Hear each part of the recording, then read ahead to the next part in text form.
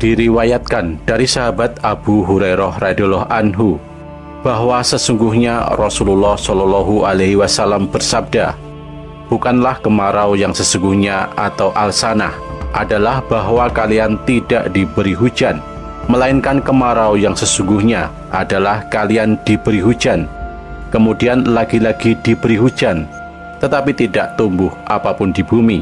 Hadis riwayat Muslim. Hadis ini mengangkat tentang kekeringan dan musibah kemarau yang akan melanda manusia di akhir zaman, yang katastrofik dan penuh krisis ekologis. Imam Muslim meletakkan hadis ini di bab tanda-tanda kiamat dan fitnah dalam kitabnya, yakni Sahih Muslim. Namun hadis ini mengandung pelajaran lingkungan hidup yang penting, di samping memberi alamat tanda-tanda zaman yang benar akan terjadi karena keluar dari pengetahuan kenabian. Tanda kemunculan Dajjal akan didahului dengan peristiwa kemarau panjang. Bumi akan mengalami kekeringan selama 3 tahun. Hal ini disampaikan oleh Rasulullah Shallallahu alaihi wasallam. Sesungguhnya sebelum keluarnya Dajjal adalah tempo waktu 3 tahun yang sangat sulit. Pada waktu itu manusia akan ditimpa oleh kelaparan yang sangat. Allah memerintahkan kepada langit pada tahun pertama darinya untuk menahan sepertiga dari hujannya, dan memerintahkan kepada bumi untuk menahan sepertiga dari tanamannya.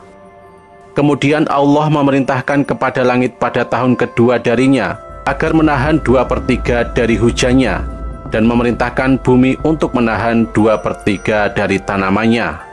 Kemudian pada tahun ketiga darinya Allah memerintahkan kepada langit untuk menahan semua air hujannya, sehingga ia tidak meneteskan setitik air pun, dan memerintahkan bumi agar menahan seluruh tanamannya.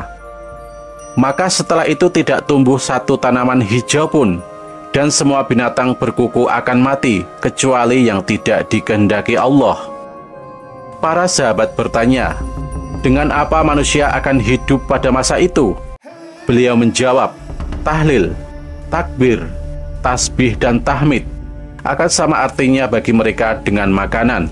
Hadis riwayat Ibnu Majah, Al-Hakim. Pada masa itu bumi kering kerontang, semua pepohonan meranggas dan langit bersih tidak bermendung, sehingga banyak manusia dan binatang mati kelaparan. Bahkan banyak tanah yang berubah menjadi merah, seperti merahnya batu bata dan tembaga.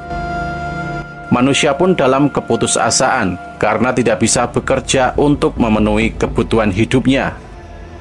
Saat menghadapi masa-masa sulit itu, Rasulullah menganjurkan orang-orang mukmin untuk bersabar, bertawakal, bertaubat, dan memperbanyak bacaan berikut: Subhanallahi walhamdulillahi wala ilaha illallahu Allahu akbar.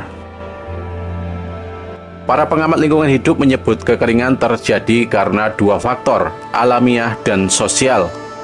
Faktor alamiah adalah musim kemarau yang terlalu lama, di mana tidak turun hujan dalam jangka waktu lama, sehingga mengakibatkan kehabisan cadangan air bersih.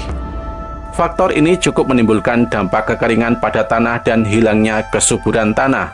Namun lebih banyak ternyata kekeringan terjadi karena faktor sosial, sehingga alam tidak satu-satunya dapat dipersalahkan. Di antara faktor-faktor sosial itu adalah: yang pertama, minimnya resapan air karena minimnya pohon. Faktor ini didorong oleh tidak adanya penghijauan atau rusaknya areal hijau oleh eksploitasi.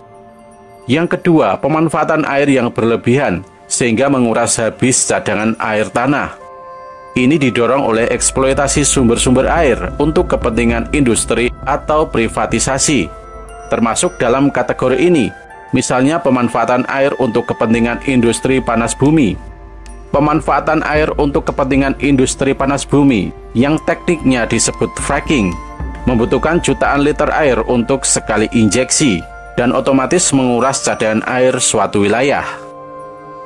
Yang ketiga, tandusnya sumber-sumber air, seperti sumur dan lain-lain, akibat sirkulasi air yang terganggu. Ini turut didorong oleh perusakan sumber-sumber air atau lapisan-lapisan bumi yang mengandung serapan air, seperti bentang kars.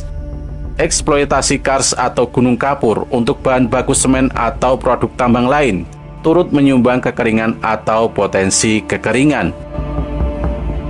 Rasulullah memberikan isyarat tentang faktor sosial yang melatar belakangi suatu bencana kekeringan dengan hadis di atas. Bencana kekeringan bukan terutama karena faktor minimnya hujan, tetapi bumi yang tidak lagi mampu menumbuhkan tanaman meski turun hujan berkali-kali. Bagaimana bisa terjadi? Ketika tanah benar-benar kehilangan fungsinya sebagai resapan air hujan, dan ini akibat eksploitasi. Tapi ada juga faktor lain. Ketandusan tanah tak melulu soal hujan, tapi juga penurunan kualitas tanah, sehingga tak lagi subur. Ini disebabkan oleh penggunaan pupuk kimiawi secara terus-menerus. Pengalaman Indonesia dengan revolusi hijaunya kini menuai hasil. Kualitas tanah yang terus memburuk akibat toksin kimiawi. Petani dibuat tergantung membeli pupuk buatan korporasi, diasingkan dari benih ciptaannya sendiri. Siklus ini kini mulai disadar oleh para petani, yang mulai melawan dengan menggencarkan penggunaan pupuk organik.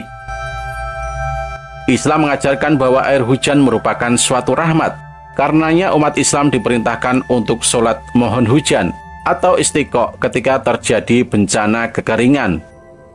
Namun dalam suasana ketika krisis ekologis mencapai batas ekstrim, air hujan pun belum tentu mampu menjadi solusi bencana suatu wilayah.